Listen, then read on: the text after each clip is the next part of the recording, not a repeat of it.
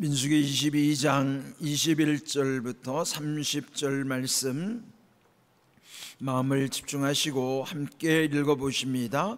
발람이 아침에 일어서서 자기 나귀의 안장을 지우고 모압 고관들과 함께 가니 그가 감으로 말미암아 하나님이 진노하심으로 여호와의 사자가 그를 막으려고 길에 서니라.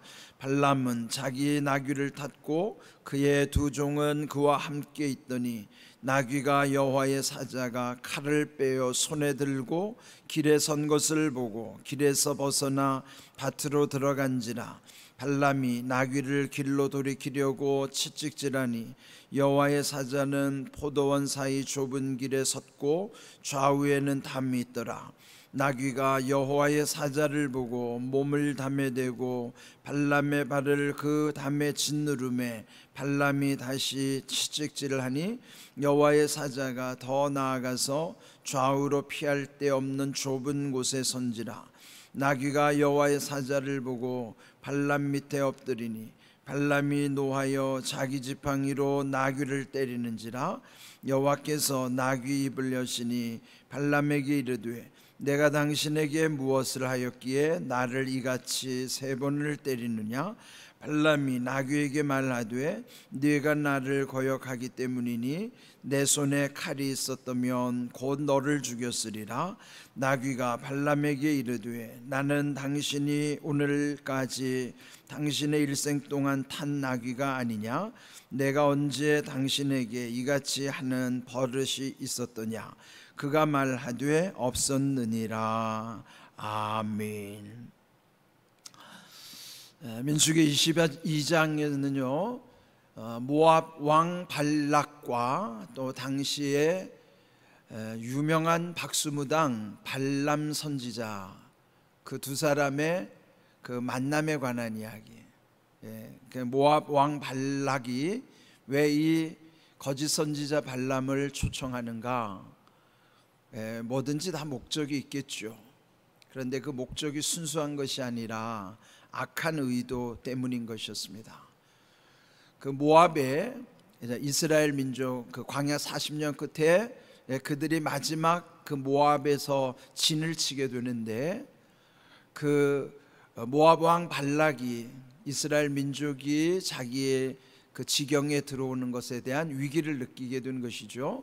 그래서 그 거짓 선지자 발람을 청하여 그를 통해서 저주하게 하고 그들과의 전쟁에서 승리하고자 하는 그 탐심으로 인하여 지금 이런 일들이 지금 벌어지고 있는 것입니다. 22장에 이 발람이 이제 하나님과 대면하는, 즉 하나님을 만나는 장면이 3번 기록이 되어 있어요. 이미 우리 앞에서 본 것처럼 7절부터 14절에는 그 사신들이 왔을 때에 하나님이 어떻게 말씀하시는가를 묻고자 대면하는 것이죠. 이런 것을 이제 옛날에 신탁이라고 그러죠. 신의 뜻을 받는다고 그래서 신탁이라고 하는 것이죠. 그때 하나님은 발람에게 가지 말라 단호하게 말씀하셨습니다. 그렇지만은 또 두 번째 발락 왕이 더 고관들, 높은 고관들과 더 많은 뇌물을 들려서 두 번째 발람에게 보내게 되는 것이에요. 그 광경이 15절부터 20절까지 나오는 내용이죠. 그때 또다시 이 발람이 하나님께 나아가서 하나님이 혹시 더 말씀하시는 것이 있는가 가서 하나님을 만나겠다라고 하면서 이제 두 번째 하나님을 만나는 장면이 나오는 거예요. 그때 하나님은 함께 가라, 그들 사신들과 함께 가라. 그러나 그게 중요한 것이죠. 그러나 내가 너에게 이르는 말만 준행하라. 이렇게 단서를 달아놓으셨어요. 이제 이렇게 가라 그러나라고 하는 이런 상반된 메시지가 있을 때는 하나님의 마음이 어디에 있는가를 헤아려야 되잖아요. 그러니까 지금 이 하나님은 그래도 가지 말라는 뜻이고 혹시라도 간다면 반드시 내가 너에게 하는 말만 준행하라고 명령을 하시는 것이죠. 그래서 오늘 읽은 21절 이하의 말씀을 보면은 마침내 길을 떠나는 거예요. 그 전날 그 밤에 하나님이 가라고 하셨으니까 얼마나 기대가 될까요?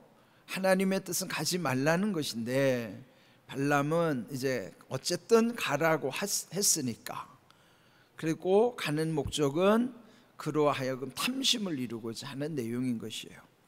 오늘 21절 읽은 것처럼 발람이 아침에 일어나서 자기 나귀 안장을 지우고 모압 고관들과 함께 가니, 이런 데 보면은 그냥 글씨만 읽으면은 거기에 마음이 전달이 안 되잖아요. 글씨 속에 담겨져 있는 그 사람의 마음을 여러분 상상을 하셔야 돼요. 그러면 그런 걸 이제 우리가 행간을 읽는다 그러는 거거든요. 근데 이제 행간은 단순히 글씨만을 읽는 게 아니라 거기에 담겨져 있는 의미를 한번 머리로 상상해 보는 거예요. 그러니까 발람이 돼 보는 거죠. 우리 안에도 발람의 속성이 있으니까요. 그러니까 본인은 탐심 때문에 가고 싶은데 두 번째 하나님이 말씀하시기를 일단은 가라고 했으니 지금 여기 아침에 일찍 일어났을 때 그 마음이 어땠을까요? 얼마나 막 설레지 않을까요? 밤에 잠을 설칠 수도 몰라요. 그리고 빨리 가고 싶은 마음에 나귀의 안장을 지우고 그 고관들을 이제 재촉하여 길을 떠나게 되는 것입니다. 그런데 22절, 그가 가는 것으로 인하여 하나님은 진노하셨다 그런 거예요. 하나님의 뜻은 가지 않는 것인데 그는 가라는 것에 더 마음이 설레서, 가고 싶은 목적은 탐심을 이루려면은 어떻게 해야 될까요? 그 발락 왕이 듣고 싶은 대로 말을 해줘야 되는 거예요. 여러분, 이게 우상 숭배하는 사람들의 특징은 자기가 섬기는 신이 자기가 원하는 걸 해주기를 바라는 거예요. 그래서 복채도 많이 주고, 또 그 점장이나 무당들은 그 마음을 알기 때문에 그를 찾아온, 쉽게 말하면 고객이죠. 고객이 듣고 싶은 얘기를 해줘야 돈을 더 많이 받을 수 있잖아요. 그러니까 서로 듣고 싶은 말을 해줘야 되고, 그걸 듣고 싶은 대로 또 듣게 되는 것이죠. 우리가 하나님의 말씀을 들을 때 내가 듣고 싶은 말만 들으면 큰일 나는 거예요. 우리는 듣고 싶은 말씀을 들어야 되는 게 아니라 들어야 하는 말씀을 들어야 하는 거예요. 그러니까 들어야 하는 말씀 속에는 때로는 내가 듣기 싫은 말씀도 들어있어요. 쓴 말씀도 있다고요. 그래서 우리는 내가 듣고 싶은 말씀이 아니라 꼭 들어야 하는 말씀을 들어야 하는 거예요. 네, 우리 송구영신 때 흔히 보면은 말씀 카드 뽑기를 하잖아요. 근데 이게요, 반드시 좋은 게 아니에요. 말씀 카드는요, 대개 듣기 좋은 말씀만 추려서 집어넣어 놨어요. 제가 늘 연말마다 말씀드리죠. 이거는 그냥 우리가 그냥 하나의 행사니까 듣기 좋은 말씀을 넣어놓은 거다. 그러나 하나님 말씀 속에는 정말 우리가 들어야 되는 말씀, 그런 말씀이, 그를 놓치면 안 된다는 것을 늘 기억해야만 하는 것입니다. 우리는 말씀에 꿀 발라놓은 말씀만 들으면 안 돼요. 말씀 속에는 우리를 꾸짖어 주시고 책망하는 말씀을 들어야 되는 거예요. 그래야 우리의 영이 살아나는 거예요. 제가 예전에 어떤 그 목사님이, 그 교회는 아주 정부의 고관들 그리고 대기업의 아주 중진들이 많이 다니는 교회라고 들었어요. 그런데 그 목사님이 설교 중에 그런 말씀 하시더라고요. 그렇게 높은 직위에 있는 분들이 교회에 오는 것 중에 하나는 여기 앉았을 때만이 말씀 속에 하나님의 책망을 들을 수 있다는 거예요. 자기들이 있는 현장에서는 아무도 자기를 꾸짖어주는 말씀을 해주는 사람이 아무도 없다는 거예요. 되게 높은 직책에 있으면은 듣기 좋은 말만 듣기 쉽지, 내가 바른 길이 아니더라도 그걸 말해주는 사람 없다는 거예요. 그러나 이 교회에 와서 강단에 선포되는 말씀 속에는 자기를 책망해 주시는 말씀이 들릴 때 얼마나 좋은지 모른다는 거예요. 그 바른 믿음이죠. 예? 우리가 주님 앞에 나올 때 물론 말씀 속에 위로도 넘치지만 그보다 더 중요한 것은 내가 잘못된 길을 갈 때 꾸짖어 주시는 말씀, 책망의 말씀이 그걸 들을 수 있는 귀가 필요한 것입니다. 그래서 우리는 말씀을 내가 듣고 싶은 말씀만 듣는 것이 아니라 반드시 들어야 할 말씀을 들을 수 있는 귀를 달라고 기도해야 되는 거예요. 그래야 거기서 지혜를 얻게 되는 것입니다. 그래 지금 이 발람과 발락의 만남은 듣고 싶은 말, 또 그래서 그 말을 해주고 싶은 거예요. 이것이 우상을 숭배하는 이들과 하나님을 믿는 우리들의 차이예요. 마음가짐이 다른 거예요. 자, 그런데 가는 길이 순탄치가 않죠. 그 하나님이 진노하시는 길에 여호와의 사자가 그 길을 막고 계시는 거예요.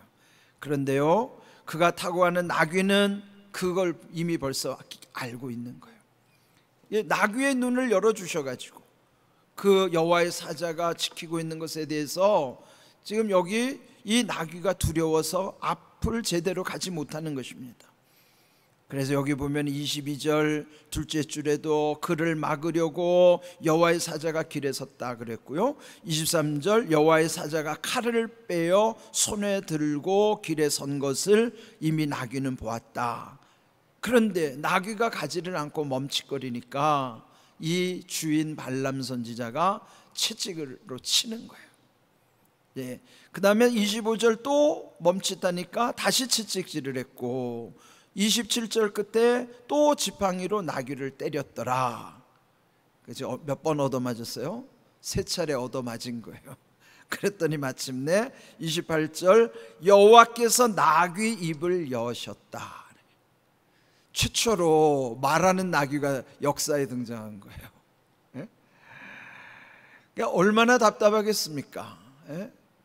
여러분, 맞아도 맞는 이유를 알고 맞으면 억울하지도 않지만 나귀 입장에서 생각해 보세요. 자기가 왜 맞아야 되는지, 예? 지금 이 억울하잖아요, 이 상황이. 그런데 하나님이 나귀 입을 열어주신 것이죠. 그러면서 이제 여기 발람에게 이렇게 말하는 거예요. 내가 당신에게 무엇 하였기에 나를 이같이 3번 때리느냐. 이게 우리 번역한 말이니까 그런데 어쨌든 우리 번역이 잘 됐어요. 막말을 하는 거예요. 왜 때리냐? 막 이런 거예요. 예? 그러니까 오죽 답답하면 나귀가 지금 주인에게 대드는 거예요. 입이 열린 것이죠. 네, 이것이 우리가 무슨 동화 속의 이야기처럼 여기면 안 돼요. 우리가 정말 하나님의 말씀을 교훈으로 받는다면 우리가 말해야 될 때 말하지 않으면 돌들로도 소리치게 하시는 하나님이시잖아요. 그러니까 나귀의 입도 여시는 하나님이시란 말이에요. 그렇게 이렇게 지금 나귀는 볼 수 있는 것을 이 발람은 보지 못하는 거예요. 그 시대 발람은 아주 용한 점쟁이로 소문이 나서 모든 사람이 다 대단하게 여겼죠. 그런데 이 발람의 나귀가 오히려 발람을 꾸짖는 내용, 왜 그럴까요?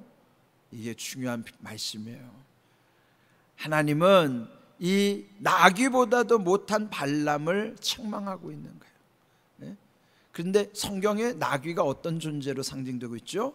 나귀는요, 고집세고 미련한 존재 상징이 나귀라고요. 고집이 세고 미련한 게 지금 누구냐면 발람이에요. 가지 말라고 그렇게 하는데도 고집을 세고 지금 가는 거예요. 그런데 이 미련한 나귀보다도 못한 발람에, 눈이 가려져서 자기는 보이지도 않는 것을 나귀는 보고 있잖아요. 여기에 보면은 발람을 책망하는 내용, 나귀보다도 못한 발람을 꾸짖으시는 내용이라 하는 것이죠. 그러면서 그 30절 일생 동안 그 나귀에게 이런 일이 없었다는 것이죠. 지금까지 이런 일이 없었는데 결국은 이런 일이 있었다 하는 것은 이런 것에 대해서 두려운 마음을 가져야 되는데 하나님은 우리에게 이따금 이런 사인을 주실 때가 있어요. 처음에 말씀을 통해서 교훈하시잖아요. 제일 좋은 것은 말씀 통해서 깨달는 것이에요. 어떤 말씀 속에 책망의 말씀이 들려올 때 깨달은 것이 지혜죠. 근데 그걸 훈계라고 하는 거예요. 말씀을 통해서 깨우쳐 주신 걸 훈계라고 하고, 그 다음에 그것도 깨우치지 못하면 징계를 통해서 깨우치시는 거예요. 징계는 뭘까요? 그때부터 하나씩 하나씩 이렇게 치시는 거예요. 그러니까 이따금 우리가 당하는 징계가 반드시 하나님의 무슨 심판은 아닐지라도, 그러나 어떤 징계 속에 하나님의 뜻을 깨우치는 것은 중요한 것이에요. 그 다음에 그것도 깨닫지 못하면 결국 마침내는요 무너지게 되는 거예요. 망할 수밖에 없는 거예요. 그래서 우리는 무너지기 전에 가장 좋은 것은 말씀의 훈계 속에서 깨닫는 것. 그러나 징계가 왔을 때에도 징계도 여러 절차가 있어요. 점점 강도가 심해질 수 있는데 빨리 깨닫고 돌이키는 것이 현명한 것이죠. 무엇보다 중요한 것은 말씀 속에서 회개의 영으로 살아가는 사람이 가장 지혜로운 거예요.